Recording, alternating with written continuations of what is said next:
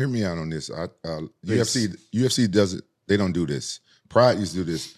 If you come off an injury or a real bad fight, like say you coming off surgery like you did, 2 fights ago, you should have a warm-up fight.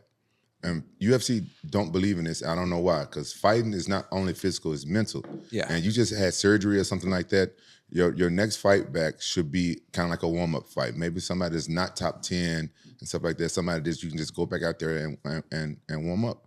Since the UFC don't do that, what I used to do was I would kind of like I would ask my coaches, let me just have a fight in the gym where nobody know about it. Just pay somebody, bring them in, and that's my warm-up fight. But in Pride, You do this inside the gym before? Yeah. You just pay somebody, no headgear, no shin guards, warm-up fight. You got to do it way far out before your fight, because when you're going to be fighting, do a couple months out before your fight so you can heal up and stuff like that. But you pay somebody that's just kind of good, you just in your gym, and it's a warm-up fight. Because UFC don't do it. MMA gloves? Yeah.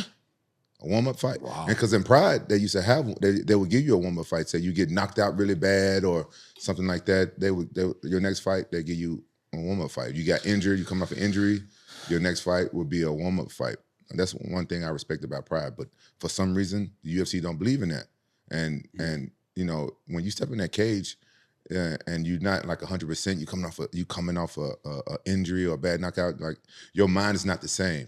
Yes. So you definitely. Yeah. So you got to get your mind right too, and you can do that in gym, or you can see a sports psychologist. Man, this is incredible to hear, and hear from a guy with your experience, your history is amazing. This is something crazy to hear. Yeah. But make a lot of sense. Yeah, it is crazy. But yes, it is crazy. Like you fighting for free, basically. But no records, nothing. Nothing. Yeah. But in the long run, you're really not fighting for free.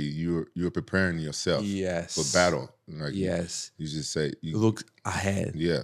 It could be somebody you know, or it could be somebody you don't know. And like, look, bro, I'm gonna pay you. You set your price. Let's have a warm-up fight. This is unbelievable. And. But this is a kind of ego vision because you're looking for your best on the official fight. Yeah. It's a kind of beyond level so high. Yeah. But yeah. it's incredible. Makes a lot of sense. It's risky.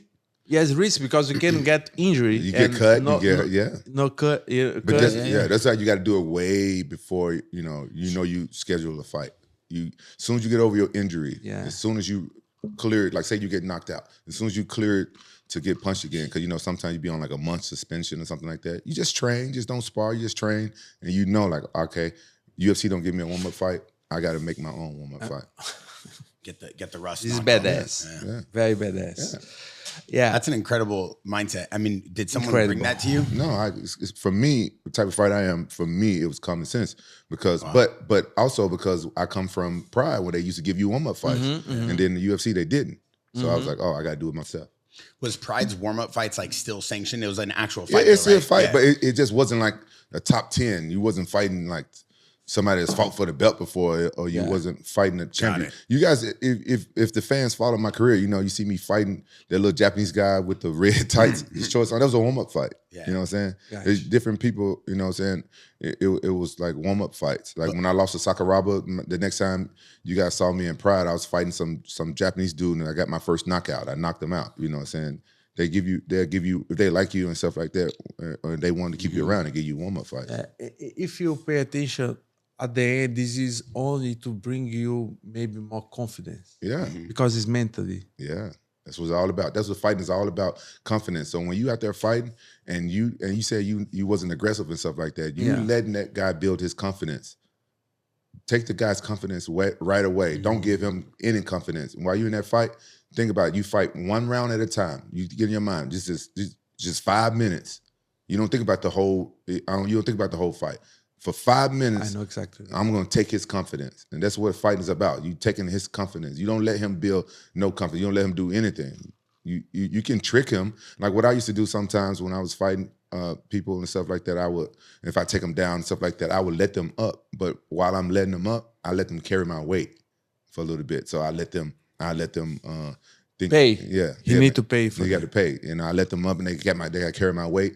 That's not really giving them confidence. That's me tiring them out. But they getting a little confidence. Oh, I can get up, or they get me in like a triangle choke. Nobody's choking me out in a triangle choke, but I would let them keep me there and try, and I would let them try to unbar me, and they'd be straining. I stay there for a while, and it's draining them. And then when I'm ready, then I make my move. But other than that, I'm not giving nobody confidence on purpose. They doing something to me, it's because they earned it.